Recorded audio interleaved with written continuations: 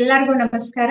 ಮೊದಲಿಗೆ ಪತ್ರಿಜಿ ಗುರುಗಳಿಗೆ, ಸ್ವರ್ಣಮಾಲಾ ಅಮ್ಮನವರಿಗೆ, ಮತ್ತೆ ನನ್ನ ತಂದೆ ತಾಯಿಗಳಿಗೆ ಹಾಗೂ ಎಲ್ಲ ಹಿರಿಯ ಪಿರಮಿಡ್ ಮಾಸ್ಟರ್ಸ್ಗೆ, ರಂಗನಾಥ್ ಗುರುಗಳಿಗೆ, ರೇವತಿ ಮೇಡಮ್ಗೆ ಮತ್ತೆ ತಮ್ಮೆಲ್ಲರಿಗೂ ನಮಸ್ಕರಿಸುತ್ತಾ ಇವತ್ತಿನ ಏನು ಜ್ಞಾನ ಹಂಚಿಕೆ ಏನಿದೆ ಅದನ್ನ ನಾನು ಪ್ರಾರಂಭ ಮಾಡ್ತೀನಿ ಮಾಸ್ಟರ್ಸ್.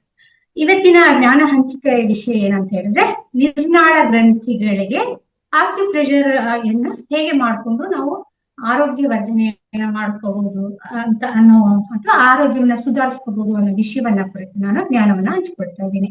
ಇದು ನಾನು ಹಂಚ್ಕೊಳ್ತಿರುವ ಜ್ಞಾನ ದೇವೇಂದ್ರ ಹೋರಾ ಅವರು ಬರೆದಿರುವಂತಹ ಪುಸ್ತಕದಲ್ಲಿರುವಂತದ್ದು. ನಮ್ಮ ಕೈಯಲ್ಲಿ ನಮ್ಮ ಆರೋಗ್ಯ ಅನ್ನೋ ಒಂದು ಪುಸ್ತಕ, ಆ ಪುಸ್ತಕದಲ್ಲಿರುವಂತಹ ಜ್ಞಾನವನ್ನ ನಾನು ಇವತ್ತು ಹಂಚ್ಕೊಳ್ತಾ ಇದ್ದೀನಿ ಮಾಸ್ಟರ್ಸ್. ಈ ಹಿಂದೆ ನಾನು ಬೆಳಗಿನ ತರಗತಿಯಲ್ಲಿ ಈಗಾಗ್ಲೇನೆ ಆ ಪುಸ್ತಕ ಏನಿದೆ ದೇವೇಂದ್ರ ಹೋರಾ ಅವರು ಬರೆದಿರುವಂತದ್ದು, ಆ ಪುಸ್ತಕದ ಮಾಹಿತಿಯನ್ನ ಕೊಟ್ಟಿದ್ದೀನಿ. ಹಾಗೇನೆ ಆಕ್ಯುಪ್ರೆಷರ್ ಹೇಗೆ ಪ್ರಾರಂಭ ಆಯ್ತು, ಅದ್ರ ಪ್ರಾಚೀನತೆ ಏನು, ಅದನ್ನ ಹೇಗೆ ಮಾಡ್ಕೋಬೇಕು, ಅದ್ರ ಮಹತ್ವವೇನು, ಮತ್ತೆ ಮೆರಿಡಿಯನ್ಸ್ ಹೇಗೆ ಸಂಚಾರ ಆಗ್ತವೆ, ಮತ್ತೆ ಆಕ್ಯುಪ್ರೆಷರ್ ಮಾಡ್ಕೊಳ್ಳೋದ್ರಿಂದ ನಮ್ಮ ಆರೋಗ್ಯ ಸಂವರ್ಧನೆ ಹೇಗೆ ಆಗುತ್ತೆ, ಈ ಎಲ್ಲಾ ಪ್ರಾಥಮಿಕವಾದ ಮಾಹಿತಿಯನ್ನ ಕೊಟ್ಟಿದ್ದೀನಿ. ಸೊ ಈಗ ಅದನ್ನ ಮತ್ತೆ ರಿಪೀಟ್ ಮಾಡೋಷ್ಟು ಸಮಯ ಇಲ್ಲದಿರೋದ್ರಿಂದ ನಾನು ಅದರ ಮುಂದಿನ ಭಾಗಕ್ಕೆ ಇವತ್ತು ಹೋಗ್ತಾ ಇದ್ದೀನಿ. ಇಲ್ಲಿ ಯಾರಾದ್ರೂ ಹೊಸಬ್ರಿದ್ದಂತ ಪಕ್ಷದಲ್ಲಿ ಅವರು ಮಹತಾರ್ ಟಿವಿಯಲ್ಲಿ ನೀವು ಹೋಗ್ಬಿಟ್ಟು ಹಳೆಯ ವಿಡಿಯೋವನ್ನ ನೋಡಿದ್ರೆ ಅದ್ರ ಬಗ್ಗೆ ಒಂದು ಸಂಕ್ಷಿಪ್ತ ಮಾಹಿತಿ ನಿಮ್ಗೆ ಗೊತ್ತಾಗುತ್ತೆ. ಮತ್ತೆ ಅದು ಪ್ರಾಥಮಿಕ ಮಾಹಿತಿ ಆಗಿರೋದ್ರಿಂದ ಅದು ಬೇಕು ಕೂಡ, ಅದನ್ನ ನಂತರ ನೀವು ನೋಡ್ಕೊಳ್ಳಿ. ಫಸ್ಟ್ ಇಲ್ಲಿ ನಿರ್ನಾಳ ಗ್ರಂಥಿಗಳು ಅಂತ ಹೇಳಿದ್ರೆ ಎಂಡೋಕ್ರೈನ್ ಗ್ಲ್ಯಾಂಡ್ಸ್ ಅಂತ ಇಂಗ್ಲಿಷ್ ಅಲ್ಲಿ ಕರೀತಾರೆ.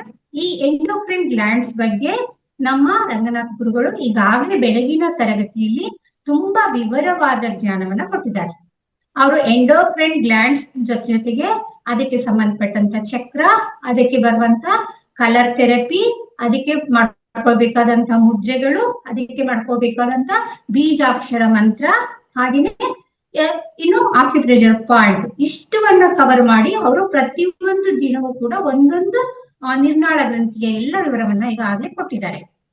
ಆದ್ರೆ ಈಗ ಕಳೆದ ಒಂದೆರಡು ದಿನದ ಹಿಂದೆ ಕೂಡ ಅವರು ನಿರ್ನಾಳ ಗ್ರಂಥಿಯ ಬಗ್ಗೆ ಒಂದಷ್ಟು ಮಾಹಿತಿಯನ್ನ ಹಂಚಿಕೊಂಡಿದ್ದಾರೆ. ಆದ್ರೆ ನಾನಿವತ್ತು ಕೇಂದ್ರೀಕರಿಸ್ತಿರೋದು ಯಾವ ಜ್ಞಾನದ ಬಗ್ಗೆ ಅಂತ ಹೇಳಿದ್ರೆ, ಕೇವಲ ನಿರ್ನಾಳ ಗ್ರಂಥಿಗಳು, ಅದಕ್ಕೆ ಸಂಬಂಧಪಟ್ಟಂತ ಚಕ್ರಗಳು, ಅದಕ್ಕೆ ಸಂಬಂಧಪಟ್ಟಂತ ಆಕ್ಯುಪ್ರೆಷರ್ ಪಾಯಿಂಟ್ಸ್ ಅಂತ ಅಷ್ಟನ್ನೇ ನಾನು ಕೇಂದ್ರೀಕರಿಸ್ತಿದ್ದೀನಿ. ಇದನ್ನ ನಾನು ಯಾಕೆ ಹೇಳ್ತಾ ಇದ್ದೀನಿ ಅಂತ ಹೇಳಿದ್ರೆ, ಪ್ರತಿದಿನ ನಮ್ಗೆ ಸಮಯ ಸಿಕ್ಕಾಗ ಅಥವಾ ನಾವು ಧ್ಯಾನಸ್ಥರಾಗೋದಕ್ಕಿಂತ ಮುಂಚಿತವಾಗಿ ಒಂದು 5-10 ನಿಮಿಷಗಳು ನಾವು ಈ ಪ್ರೆಷರ್ ಅನ್ನ ಕೊಟ್ಕೊಳ್ಳೋದ್ರಿಂದ ನಮ್ಮ ಆರೋಗ್ಯದಲ್ಲಿ ಬಹಳಷ್ಟು ಸುಧಾರಣೆಗಳು ಆಗೋದಕ್ಕೆ ಅವಕಾಶ ಇದೆ. ಹಾಗಾಗಿ ನಾನು ಇದನ್ನ ತಗೊಂಡಿದ್ದೀನಿ ಮಾಸ್ಟರ್ಸ್. ನಾನೀಗ ಆಕ್ಯುಪ್ರೆಷರ್ ಪಾಯಿಂಟ್ ಅನ್ನು ಹೇಳೋದಕ್ಕಿಂತ ಮುಂಚಿತವಾಗಿ ಈ ನಿರ್ನಾಳ ಗ್ರಂಥಿಗಳು ಅಥವಾ ಎಂಡೋಕ್ರೈನ್ ಗ್ಲ್ಯಾಂಡ್ಸ್ ಅಂದ್ರೆ ಏನು ಅನ್ನೋದನ್ನ ಸಂಕ್ಷಿಪ್ತವಾಗಿ ಪರಿಚಯ ಮಾಡ್ತೀನಿ. ಈ ನಿರ್ನಾಳ ಗ್ರಂಥಿಗಳು ಅಂತ ಹೇಳಿದ್ರೆ ನಾಳವಿಲ್ಲದ ಗ್ರಂಥಿಗಳು ಅಂತ ಹೇಳ್ತಾರೆ. ಅಂದ್ರೆ ನಾಳ ಅಂತ ಹೇಳಿದ್ರೆ ಪೈಪ್ ತರ ಏನಿರ್ತದೆ, ಅದ್ಯಾವುದು ಪೈಪ್ ತರ ಇಲ್ಲದೆ ನಾಳವಿಲ್ಲದೆ ಅವು ತಮ್ಮಲ್ಲಿ ಅವು ಸ್ರವಿಸ್ತವ ಹಾರ್ಮೋನ್ಗಳು ತಮ್ಮಲ್ಲಿ ಉತ್ಪಾದನೆ ಮಾಡ್ತವೋ, ಆ ಹಾರ್ಮೋನ್ ಅನ್ನ ನೇರವಾಗಿ ರಕ್ತಕ್ಕೆ ಸರಬರಾಜು ಮಾಡುವಂತ ಗ್ರಂಥಿಗಳನ್ನ ನಿರ್ನಾಳ ಗ್ರಂಥಿಗಳು ಅಂತ ಹೇಳ್ತಾರೆ. ಈ ನಿರ್ನಾಳ ಗ್ರಂಥಿಗಳು ನಮ್ಮ ಮಾನವನ ದೇಹ ರಚನೆ ಮತ್ತೆ ಅದರ ಕಾರ್ಯವೈಖರಿಯಲ್ಲಿ ಬಹಳ ಪ್ರಮುಖವಾದಂತ ಪಾತ್ರವನ್ನ ವಹಿಸ್ತವೆ. ಇವು ಬಹು ಮುಖ್ಯವಾಗಿ ಸುಮಾರು 140 ಪ್ರಕಾರದ ಹಾರ್ಮೋನ್ಗಳನ್ನ ಸ್ರವಿಸ್ತವೆ ಅಂತ ಹೇಳ್ಬಿಟ್ಟು ವಿಜ್ಞಾನ ಹೇಳುತ್ತೆ. ಇವು ಮಾನವನ ದೇಹದ ಸಂಪೂರ್ಣ ಬೆಳವಣಿಗೆಯನ್ನ ನಿಯಂತ್ರಿಸ್ತವೆ, ನಮ್ಮ ದೇಹ ಆರೋಗ್ಯವಾಗಿರುವಲ್ಲಿ ಮತ್ತು ದೇಹ ಸುಸ್ಥಿರವಾಗಿರುವಲ್ಲಿ ಇವುಗಳ ಪಾತ್ರ ತುಂಬಾ ಮಹತ್ವದ್ದಾಗಿದೆ. ಈ ಗ್ರಂಥಿಗಳು ನಮ್ಮ ದೇಹ ಮನಸ್ಸುಗಳ ಬೆಳವಣಿಗೆ ದೃಷ್ಟಿಯಿಂದ ಅಷ್ಟೇ ಅಲ್ಲದೆ ಕೂಡ ಇದು ನಮ್ಮ ಆಧ್ಯಾತ್ಮಿಕ ಆರೋಗ್ಯದ ನಿರ್ಧಾರದಲ್ಲಿ ಕೂಡ ಬಹಳ ಪ್ರಮುಖವಾದ ಪಾತ್ರವನ್ನ ಈ ನಿರ್ನಾಳ ಗ್ರಂಥಿಗಳು ವಹಿಸ್ತವೆ. ಈ ವಿಜ್ಞಾನದಲ್ಲಿ ಅಂತಂದ್ರೆ ಅಲೋಪತಿ ವೈದ್ಯ ವಿಜ್ಞಾನದಲ್ಲಿ ನಿರ್ನಾಳ ಗ್ರಂಥಿಗಳು ಅಂತ ಹೆಂಗ್ ಕರಿತೀವಿ, ಇದನ್ನ ನಮ್ಮ ಆಯುರ್ವೇದ ವಿಜ್ಞಾನ ಮತ್ತೆ ಯೋಗ ಶಾಸ್ತ್ರ ಏನಿದೆ, ಆ ಯೋಗ ಶಾಸ್ತ್ರದ ಪ್ರಕಾರ ನಾವು ಅದನ್ನ ಏನ್ ಮಾಡ್ತೀವಿ ಅಂತ ಹೇಳಿದ್ರೆ ಚಕ್ರಗಳ ಸ್ಥಾನವನ್ನ ಆಗಿ ಗುರುತಿಸ್ಕೊಂಡು ನಾವು ಅದನ್ನ ನಾವು ಅಧ್ಯಯನವನ್ನ ಮಾಡ್ತಾ ಹೋಗ್ತೀವಿ. ಹಾಗಾಗಿ ಒಂದು ನಿರ್ನಾಳ ಗ್ರಂಥಿಯ ಬಗ್ಗೆ ನಾನು ಹೇಳುವಾಗ ಅದಕ್ಕೆ ಸಂಬಂಧಪಟ್ಟಂತ ಚಕ್ರವನ್ನ ಹೇಳ್ತಾ ಅದಕ್ಕೆ ಸಂಬಂಧಪಟ್ಟಂತ ಆಕ್ಯುಪ್ರೆಷರ್ ಪಾಯಿಂಟ್ ಅನ್ನ ಹೇಳ್ತಾ ನಾನು ಹೋಗ್ತೀನಿ. ಮೊದಲನೇದಾಗಿ ಈಗ ನಾನು ಹೇಳಕ್ ಹೊರಟಿರುವಂತದ್ದು ಪೀನಿಯಲ್ ಗ್ಲ್ಯಾಂಡ್.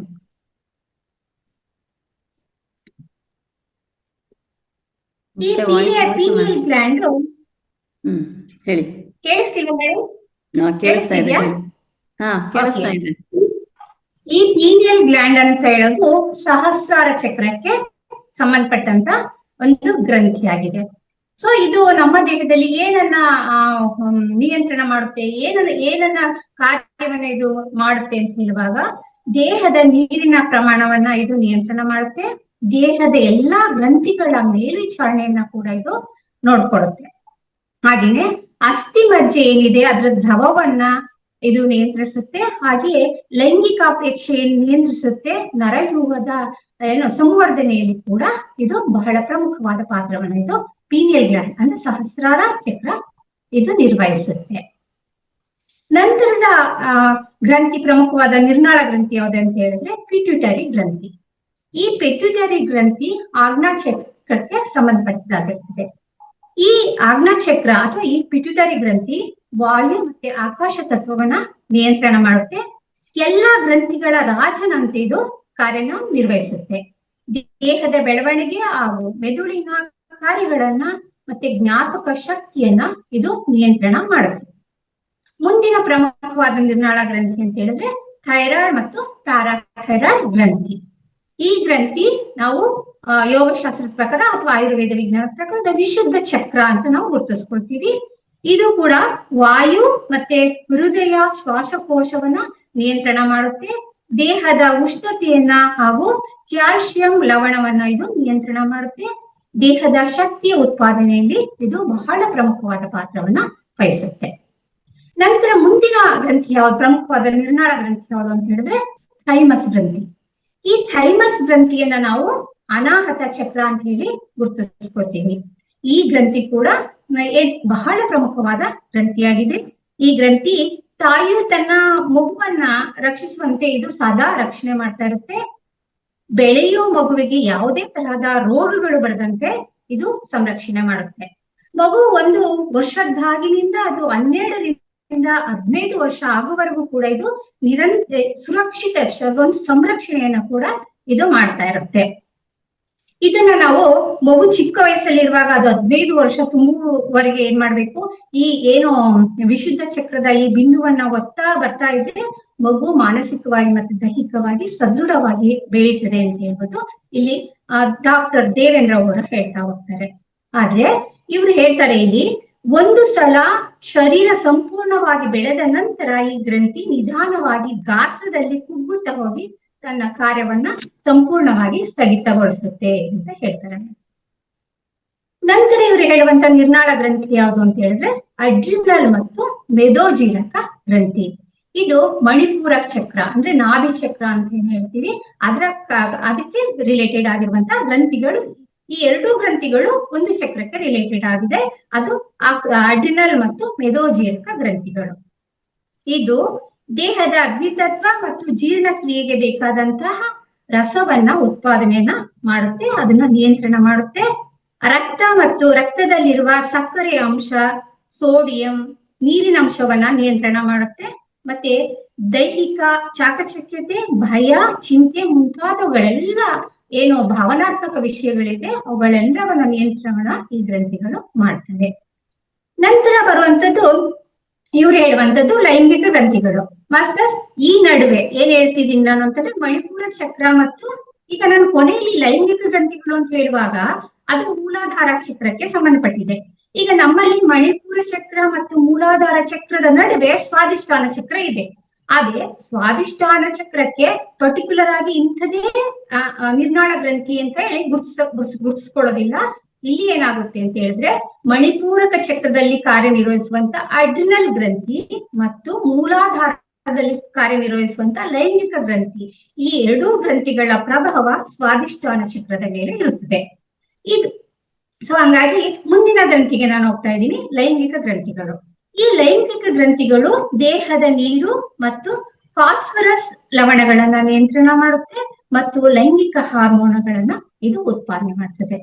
ಮಾಸ್ಟರ್ಸ್, ಈ ನಿರ್ನಾಳ ಗ್ರಂಥಿಗಳ ಬಗ್ಗೆ ನಾವು ಏನು ಇವತ್ತು ಅಲೋಪತಿ ವೈದ್ಯ ವಿಜ್ಞಾನ, ಆಯುರ್ವೇದ, ಯೋಗ ವಿಜ್ಞಾನ ಎಲ್ಲವನ್ನ ನಾವು ಕನ್ಕ್ಲೂಡ್ ಮಾಡಿ ಹೇಳೋದಾದ್ರೆ ಒಂದೊಂದು ನಿರ್ನಾಳ ಗ್ರಂಥಿಯ ಬಗ್ಗೆನೂ ಕೂಡ 1 ಗಂಟೆ ನಾವು ಮಾಹಿತಿಯನ್ನ ಕೊಡ್ಬೋದು, ಮಾತನಾಡಬಹುದು ಅಷ್ಟು ಅವಕಾಶಗಳು ಇದೆ, ಅಷ್ಟು ವಿಸ್ತಾರವಾದಂತ ವಸ್ತು ವಿಷಯ ಇದಾಗಿದೆ. ಹಾಗಾಗಿ ನಾನು ಇದನ್ನು ಹೆಚ್ಚು ವಿಸ್ತರಿಸದೆ ಇಷ್ಟು ಸಂಕ್ಷಿಪ್ತವಾದ ಮಾಹಿತಿಯನ್ನ ಕೇಳಿ ಈಗ ಇದಕ್ಕೆ ಸಂಬಂಧಪಟ್ಟಂಗೆ ಆಕ್ಯುಪ್ರೆಷರ್ ಪಾಯಿಂಟ್ಗಳು ಎಲ್ಲೆಲ್ಲಿದೆ ಅಂತ ಹೇಳಿ ತೋರಿಸ್ಬಿಟ್ಟು ನನ್ನ ಇವತ್ತಿನ ಜ್ಞಾನ ಹಂಚಿಕೆಯನ್ನ ಮುಗಿಸ್ತೀನಿ ಮಾಸ್ಟರ್. ಈಗ ವಿಡಿಯೋನ ಆನ್ ಮಾಡ್ತೀನಿ, ಬಹುಶಃ ಆಗ್ಬೋದು ಅನ್ಕೊಂಡಿದೀನಿ. ಮೇಡಮ್ ಇವಾಗ ಕೇಳಿಸ್ತಿದ್ಯಾ? ಕೇಳಿಸ್ತಾ ಇದೆ. ಕೇಳಿಸ್ತಿದೆ ಅಲ್ಲ? ಕೇಳಿಸ್ತಾ ಇದೆ. Thank god. ಇವಾಗ ಯೂನಿವರ್ಸ್ಗೆ ಥ್ಯಾಂಕ್ ಹೇಳ್ಬೇಕು ಮೇಡಮ್. ಹಾ ಮಾಸ್ಟರ್, ಈಗ ನಾನು ಹೇಳ್ತಾ ಬಂದೆ. ಇವಾಗ ಏನಂತ ಹೇಳಿದ್ರೆ ಫಸ್ಟ್ ಪೀನಿಯಲ್ ಗ್ಲ್ಯಾಂಡ್ ಹೇಳ್ತಾ ಬಂದೆ, ಆಮೇಲೆ ಪಿಟ್ಯುಟರಿ ಗ್ಲ್ಯಾಂಡ್ ಹೇಳ್ತಾ ಬಂದೆ, ಆಮೇಲೆ ನೆಕ್ಸ್ಟ್ ಥೈಮಸ್ ಮತ್ತು ಥೈರಾಯ್ಡ್ ಮತ್ತು ಪ್ಯಾರಾಥೈರಾಯ್ಡ್ ಹೇಳ್ತಾ ಬಂದೆ, ಆಮೇಲೆ ಥೈಮಸ್ ಮತ್ತೆ ಹೇಳ್ತಾ ಪ್ರಾಬ್ಲಮ್ ಆಯ್ತು. ಬಂದೆ, ಆಮೇಲೆ ಅಡ್ರಿನಲ್ ಮತ್ತೆ ಮೇದೋಜೀರಕ ಗ್ರಂಥಿಯ ಬಗ್ಗೆ ಹೇಳ್ತಾ ಬಂದೆ. ಈಗ ಹಾ ಕ್ಲಿಯರ್ ಇದೆ, ಮಾತಾಡಿ. ಓಕೆ, ಮತ್ತೆ ಈಗ ಪ್ರಾಬ್ಲಮ್ ಆಯ್ತು ಮ್ಯಾಮ್. ಕೇಳಿಸ್ತಿದ್ಯಾ ಮೇಡಮ್? ಕಟ್ ಆಗ್ತಾ ಇದೆ. ಹಾ ಈಗ ಕೇಳಿಸ್ತಿದ್ಯಾ? ಹಾ ಕೇಳಿಸ್ತಾ ಇದೆ, ಸೊ ಮಾತಾಡಿ. ಈಗ ಹೇಳ್ತಾ ಬಂದೆ. ಈಗ ನಾನು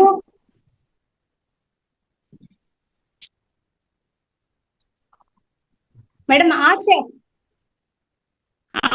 ಹೋಗ್ತೀನಿ. ಕೇಳ್ತಾ ಇದೆ. ನೀವು ಶೇಕ್ ಆಗ್ತಾ ಇದ್ದೀರಾ, ನೀವು ಸೆಟ್ಲ್ ಆಗಿಲ್ಲ. ನೀವು ಫಸ್ಟ್ ಸೆಟ್ಲ್ ಆಗಿ. ಹಾ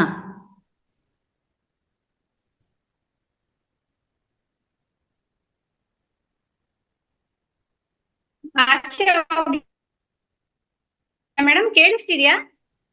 ಈಗ ಕೇಳಿಸ್ತಾ ಇದೆ, ಬಟ್ ಆಗಾಗ ಒಂದು ವರ್ಡ್ ಆದ್ಮೇಲೆ ಕಟ್ ಆಗುತ್ತೆ. ಹೇಳಿ, ಮಾತಾಡಿ.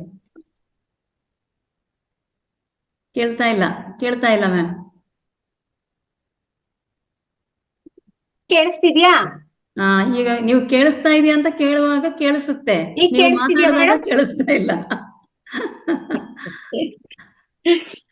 ಕೇಳಿಸ್ತಿದ್ಯಾ ಈಗ? ಹಾ ಮಾತಾಡಿ.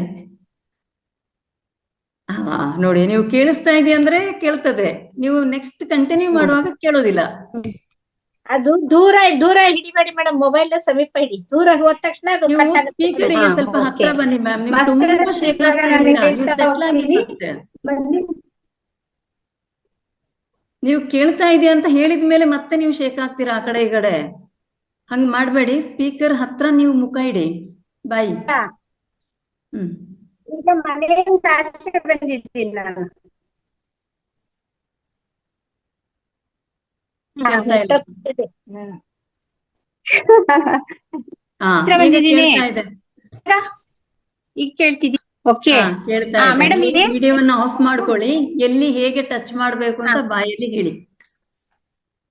ಹೇಳ್ತೀನಿ. ಓಕೆ, ಸಾರಿ ಮೇಡಮ್, ನನಗೆ ಇಟ್ಸ್ ಓಕೆ ಕಂಟಿನ್ಯೂ ಮಾಡಿ. ಮಾಸ್ಟರ್ಸ್, ಇವಾಗ ನಾನು ಫಸ್ಟ್ ಪೀನಿಯಲ್ ಗ್ರಂಥಿಯ ಬಗ್ಗೆ ಹೇಳ್ದೆ. ಪೀನಿಯಲ್ ಗ್ರಂಥಿ ಸಹಸ್ರಾರ ಚಕ್ರಕ್ಕೆ ಸಂಬಂಧಿಸಿದೆ ಅಂತ ಹೇಳ್ದೆ. ಆ ಗ್ರಂಥಿ ಬರುವಂತದ್ದು ನಮ್ಮ ಹೆಬ್ಬೆರಳೇನಿದೆ, ಆ ಹೆಬ್ಬೆರಳಿನ ಮಧ್ಯದಲ್ಲಿ ಒಂದು ಗೆರೆ ಬರ್ತದಲ್ಲ, ಆ ಗೆರೆಯ ಸ್ವಲ್ಪ ಮೇಲ್ಭಾಗದಲ್ಲಿ ಪೀನಿಯಲ್ ಗ್ರಂಥಿಯ ಆಕ್ಯುಪ್ರೆಷರ್ ಪಾಯಿಂಟ್ ಬರುತ್ತೆ. ನಾನು ಶಶಿಕಲಾ ಮೇಡಮ್ ತೋರಿಸ್ತಾ ಇದ್ದಾರೆ, ನೀವು ಹೇಳ್ತಾ ಹೋಗಿ. ಶಶಿಕಲಾ ಮೇಡಮ್ ಗೆ ಕೋ ಹೋಸ್ಟ್ ಕೊಡ್ತೇನೆ, ನೀವು ತೋರಿಸ್ತಾ ಹೋಗಿ ಮ್ಯಾಮ್. ಓಕೆ. ನಂತರ ಶಶಿಕಲಾ ಮೇಡಮ್ ಹ್ಯಾಂಡ್ ರೈಸ್ ಮಾಡಿ. ಒಂದೇ ನಿಮಿಷ ಗೌರಿ ಮ್ಯಾಮ್. ಹಾ ಮೇಡಮ್. ಓಕೆ, ಶಶಿಕಲಾ ಮ್ಯಾಮ್ಗೆ ನಾನು ಕೋ ಹೋಸ್ಟ್ ಕೊಟ್ಟಿದ್ದೇನೆ. ನೀವು ಹೇಳ್ತಾ ಹೋಗಿ, ಮೇಡಮ್ ತೋರಿಸ್ತಾ ಹೋಗ್ಲಿ, ಆಗ ಎಲ್ರಿಗೂ ಕ್ಲಾರಿಟಿ ಬರುತ್ತೆ. Okay okay. ಈ ಹೆಬ್ಬೆರಳಿನ ಮಧ್ಯದ ಗೆರೆ ಏನಿದೆ, ಆ ಗೆರೆಯ ಸ್ವಲ್ಪನೇ ಮೇಲ್ಭಾಗದಲ್ಲಿ ಮಧ್ಯದಲ್ಲಿ ಆ ಪೀನಿಯಲ್ ಗ್ಲ್ಯಾಂಡ್ ಆಕ್ಯುಪ್ರೆಷರ್ ಪಾಯಿಂಟ್ ಬರ್ತದೆ. ಆ ಪಾಯಿಂಟ್ ಅಲ್ಲಿ ನಾವು 1 ನಿಮಿಷಗಳ ಕಾಲ ಒತ್ತುದ್ರ ಮೂಲಕ ನಾವು ಆಕ್ಯುಪ್ರೆಷರ್ ಅನ್ನ ಕೊಡ್ಬೇಕು. ಸಾಮಾನ್ಯವಾಗಿ ದೇವೇಂದ್ರ ಹೋರ ಏನ್ ಹೇಳ್ತಾರೆ ಅಂತಂದ್ರೆ, ಸಾಮಾನ್ಯವಾಗಿರುವಂತ ಸಮಸ್ಯೆಗಳಾದ್ರೆ, ವಿಷಯಗಳಾದ್ರೆ ಸುಮ್ನೆ ಕೈಯಲ್ಲಿ ಪ್ರೆಷರ್ ಹಾಕ್ಬೋದು. ಅದೇ ನಿರ್ನಾಳ ಗ್ರಂಥಿಗಳಿಗೆ ಮಾತ್ರ ಆಕ್ಯುಪ್ರೆಷರ್ ಅನ್ನ ಕೊಡುವಂತ ಒಂದು ಸ್ಟಿಕ್ ಸಿಗುತ್ತೆ ನಮ್ಗೆ. ಆ ಸ್ಟಿಕ್ ತಗೋಬೇಕು. ಇಲ್ಲ ಅಂತ ಹೇಳಿದ್ರೆ ಪೆನ್ನಿನ ಹಿಂಭಾಗ ಏನಿರ್ತದೆ ಆ ಭಾಗವನ್ನ ತೆಕ್ಕೊಂಡು 1 ನಿಮಿಷಗಳ ಕಾಲ ಅದಕ್ಕೆ ಪ್ರೆಷರ್ ಕೊಡ್ಬೇಕು ಅಂತ ಹೇಳ್ತಾರೆ ಮಾಸ್ಟರ್ಸ್. ಸೊ ಮೇಡಮ್ ಕೊಡ್ತಾ ಇದಾರೆ, ಇದು ಸರಿಯಾಗಿದೆ. ಈ ತರ ಪ್ರೆಷರ್ ಕೊಡ್ತಾ ಹೋಗ್ಬೇಕು. ಎಸ್. ಸೊ ಈಗ ಪೀನಿಯಲ್ ಗ್ಲ್ಯಾಂಡ್ ಆಯ್ತು. ನಂತರದ ಗ್ಲ್ಯಾಂಡ್ ಬಂದ್ಬಿಟ್ಟು ಪಿಟ್ಯುಟರಿ ಗ್ಲ್ಯಾಂಡ್. ಆ ಪಿಟ್ಯುಟರಿ ಗ್ಲ್ಯಾಂಡ್ ಬಂದ್ಬಿಟ್ಟು ಆಜ್ಞಾ ಚಕ್ರಕ್ಕೆ ಸಂಬಂಧಿಸಿರುತ್ತೆ. ಅದು ಬಂದ್ಬಿಟ್ಟು ಈಗ ನಾವೇನ್ ಪೀನಿಯಲ್ ಗ್ಲ್ಯಾಂಡ್ ಗೆ ಪ್ರೆಷರ್ ಕೊಟ್ವೋ ಅದರಿಂದ ಸ್ವಲ್ಪನೇ ಮೇಲ್ಭಾಗದಲ್ಲಿ ಬರುತ್ತದೆ. ಸೊ ಅದು ಒಟ್ಟಿಗೆನೆ ಕೊಡ್ಬೋದು, ಎರಡೂನು ಹತ್ತತ್ರನೇ ಪಾಯಿಂಟ್ಗಳಿರ್ತದೆ.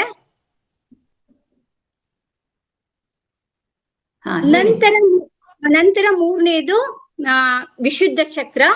ಆ ವಿಶುದ್ಧ ಚಕ್ರಕ್ಕೆ ಬಂದ್ಬಿಟ್ಟು ನಾವು ಈ ಭಾಗ ಹೆಬ್ಬೆರಳು ಏನಿರುತ್ತೆ ಅದು ಕೆಳಭಾಗದಲ್ಲಿ ಪೂರ್ತಿಯಾಗಿ ಬರ್ಬೇಕು.